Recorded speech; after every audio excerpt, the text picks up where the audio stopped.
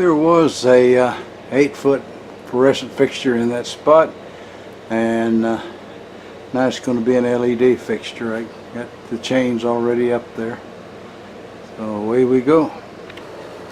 Welcome to Amateur Redneck Workshop. I'm Harold, and today there might not be any actual project activity because I'm in a talkative mood, so there might be just talking. If you don't want to hear me talk, skip on down to the end, see if there's a joke, you know. But anyway, I'm standing here and outside it's raining. We was over in Pasadena when it started, and I was coming to regular toad strangler over there. It's eased up some. But this is, you know, the second rain after the hurricane, the first rain after some folks got re-flooded. Every time it rains in Houston, somebody gets flooded somewhere. Now, I think that, you know, something really could be done about this if the politicians would quit arguing over unimportant stuff and get down to actually helping somebody. I mean, our scientists claim that they can control the temperature of the whole world. If they're smart enough to do that, they ought to be smart enough to stop the flooding in Houston. I'm 72 years old. I've been here since I was about 12, and it's flooded every summer and winter of that whole time, someplace around town. That's a long time. And they do little things. Yeah, they built some detention ponds down the road from me, and that helped me. I don't get the flooding on my street is just at the ends now, not down here where I'm at, and it's helped a lot of people. But when Harvey came through, half the houses in my neighborhood got water in them. So it's way a long ways from doing enough yet. The way I see it, if they really can do things like sending people to Mars and put a man on the moon, if they really wanted to, they could put a stop to the flooding in Houston. People tell me, well, you know, you're messing with Mother Nature. Well, if you're going to change the temperature of the whole world, that's messing with Mother Nature right there. I would think that some of these smart folks could get together and have a little project here and figure out how to stop the flooding. And one of the good things that they could do is quit letting people build houses in floodplains. These contractors, they come along and they build a whole new housing development this year and next year, a year after it floods, you know. So that don't seem to be in the interest of the people at all. Yeah, if you're going to buy a house in Houston, you need to see your insurance agent and ask, is that house flooded before? Because I guarantee you, if it flooded before, it's going to flood again, you know. And that'd cover at least half the houses in Houston, I bet you. So that's just my word to the wise. What I need more than anything is some storage in this garage. I need some drawers under my workbench, so I can throw all the junk that's on top of the workbench in the drawers, and then I'll have a clean workbench until the drawers get full. You can follow the logic on that, I'm sure. But you know, there's always something here. The other night we woke up at 1 o'clock and heard drip, drip, knock, and the boss lady said, it's just a stupid bird pecking on the window. And I laid there for a minute and I thought, no, that bird that pecks on the window starts around 5:30 or 6 in the morning, you know. I said, no, I don't see how it could be. So everybody was quiet for, you know, 2 or 3 minutes, and she says, it's over here in the bedroom. So she got up and turned on the light, and there was water dripping out of the ceiling from upstairs. And so we cleared out a spot in the floor and put a bucket under the drip. And the next morning I went up and looked, and the air conditioner drain comes into the bathtub drain, and it was leaking. So I called the plumber, and he came in and replaced the drain and rerouted the air conditioner drain out the side of the house. I told him I didn't want it going in the plumbing anymore because I was tired of this. Is the third time I had to buy, you know, new ceiling. So he did that, and I bought him a new Mercedes, and we was both happy, I guess.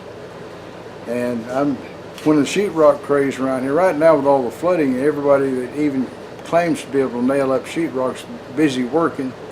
So I put some cardboard over the hole till next year when they're a little more hungry and out of work, you know, and then I'll get the hole fixed. It'll cost a half a Mercedes even then, you know. But anyway, back to the storage. If this video goes like I thought or think or plan, whatever, I may be able to get started on building a drawer or two to go into the workbench. Can't do much of that today because it's raining out there, and I'd have to wade through the mud to get the table saw out of the shed, and you know, all these other kind of excuses.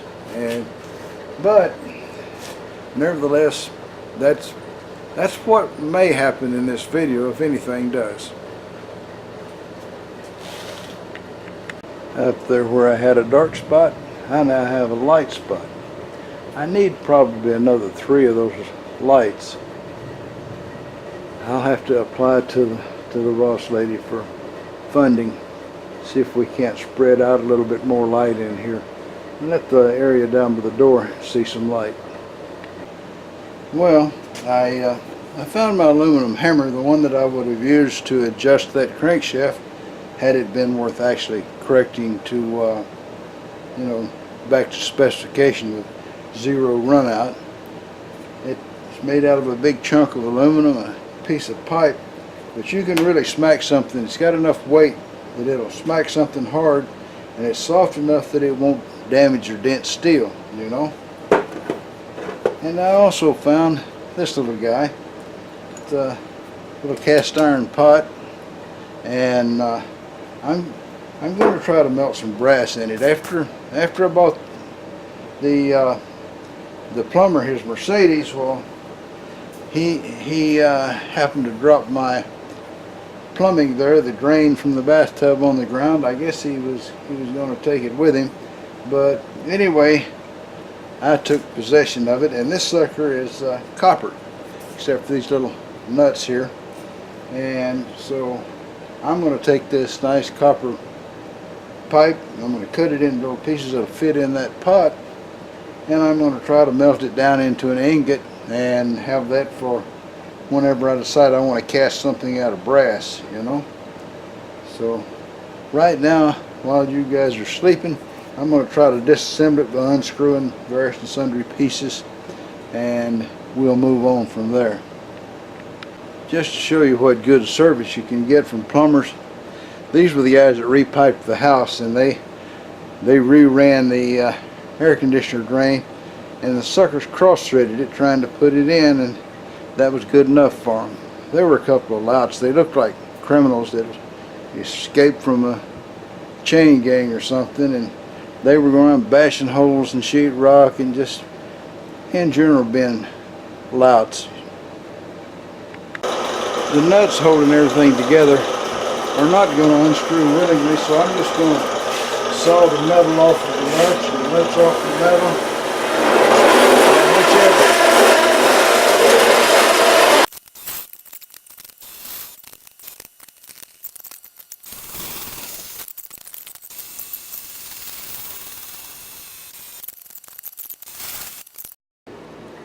Yeah.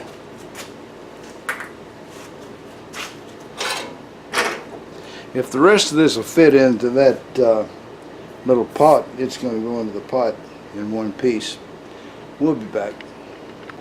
I'm sure those nuts had been on that pipe since 1977, and they weren't going to unscrew, so I just took a hacksaw and split them and popped them off, which made them come off very nicely. And I think that little pot, I think it'll hold all that brass. I don't know it will. But if it gets too full, I guess I can transfer it around to some other spot. It'll be something we'll find out, I guess. I'm sure you guys have got what I think you call an earworm before. It's a little tune that just keeps going on and on in your head, you know, for who knows how long. And for some reason yesterday, from out of the blue, it pops into my head, this tune, Little Latin Loopy Loo. And so I even went so far as looking up the guy that wrote the song and started the band, the Righteous Brothers, and he told all about how he wrote the song and how it came to, you know, get popular and everything. Y'all ought to look that up. Alright, I was thinking about melting this brass down and making a mill jack, but I've got several that viewers gave to me, and I've got some that I bought myself, and really I've only used them a couple of times, so I really can't possibly need any more. So until I decide what I'm going to make out of this brass, I'm just going to melt it all down into a nice tidy little ingot. I'm not going to pour it into any sand or anything. I'm going to let it cool off right here in this little cast iron bucket. And I'm not going to use my Foundry to melt it. I took my torch here and I replaced my usual small tip with one that's got a much larger hole, and I think that should allow me to melt this brass pretty good. What we're going to do, I'm going to get these handy little pliers here. If you can see, they've got a nice bent over tip, and I can pick things up and set them down in there without getting burned in any way, probably. Now let me just find my striker here, and we'll light up this torch and get things to rolling.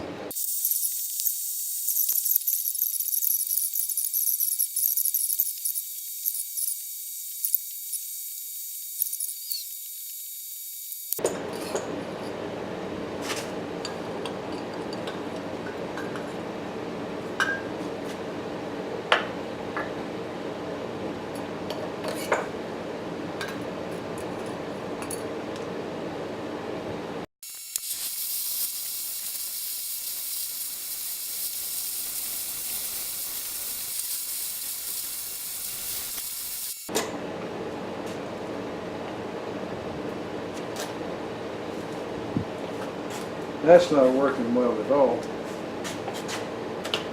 And I guess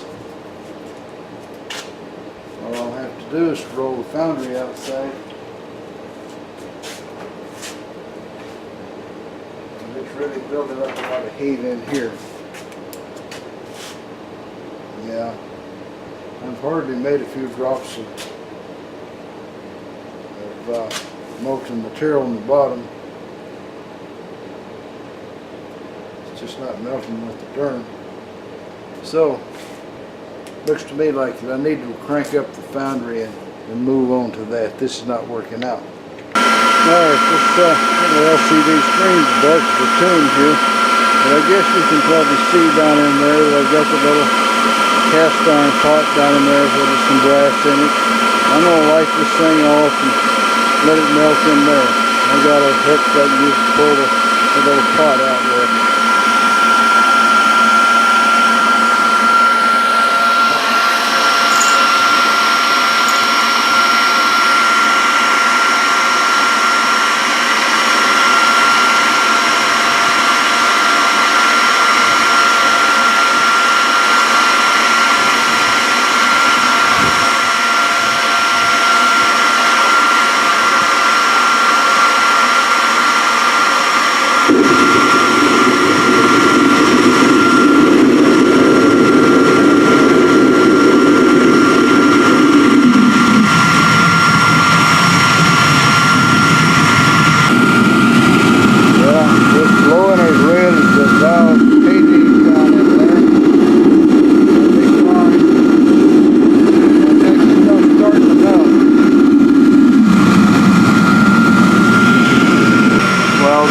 Different experience melting brass. The first two pieces I put in there that had the little pipe started full up,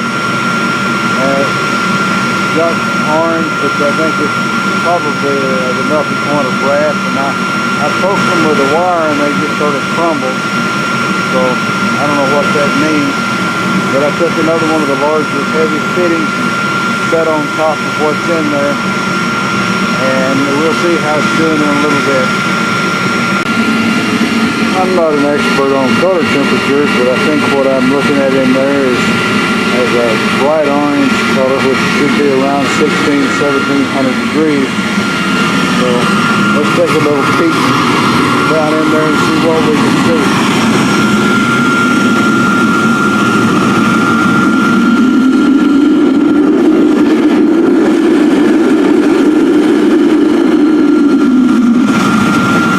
Okay. to me as though I've got a considerable bit of slag there, and some brass may run over into the bottom of the furnace, which will be something for me to clean up later.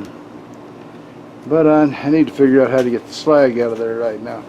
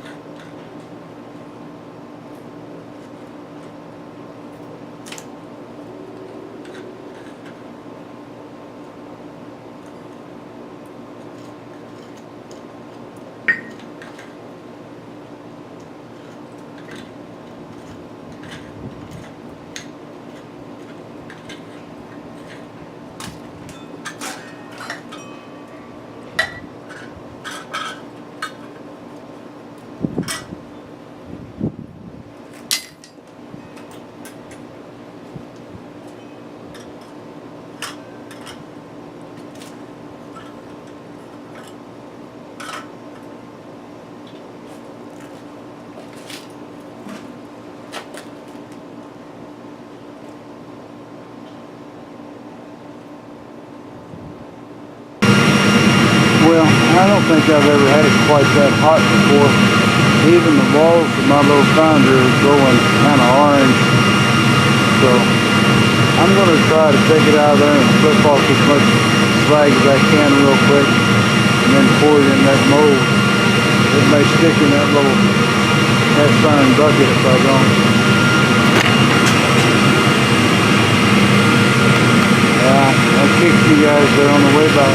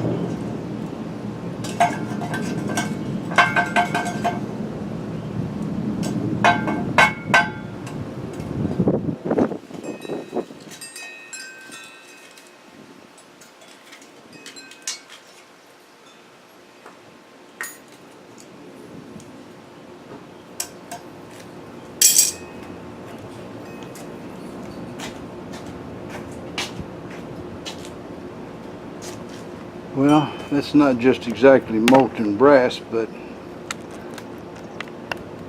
it's in one small piece. I may have to do a little more study before I decide to cast it into something. But that's part of learning, and this is my first thing with brass that I've done, so I guess I learned that much. I've got some aluminum over there. I'm going to try to melt it to get it out of the way.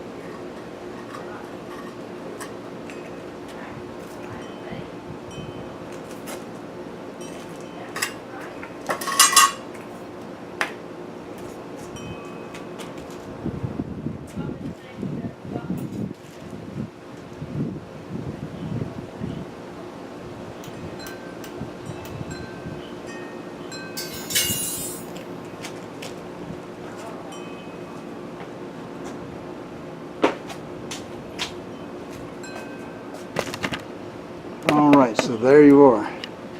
That's the frame from the old shower door, and maybe a little something else thrown in with it, but mostly the shower door. So we're going to wrap this up here, and I'm going to try to clean things up. I know just as sure as anything somebody's going to say, you didn't show us how you got that crucible out of there. Well, I got it out of there just the way I'm fixing to put it back in.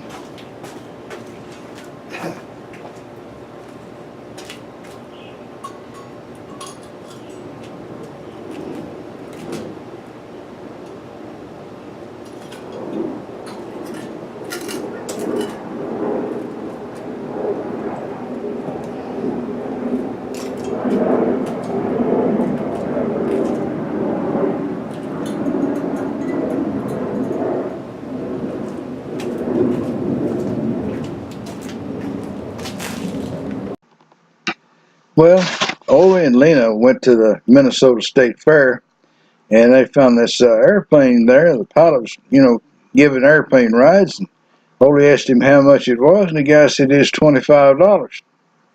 Ole says, $25? That's way too much. I won't pay that.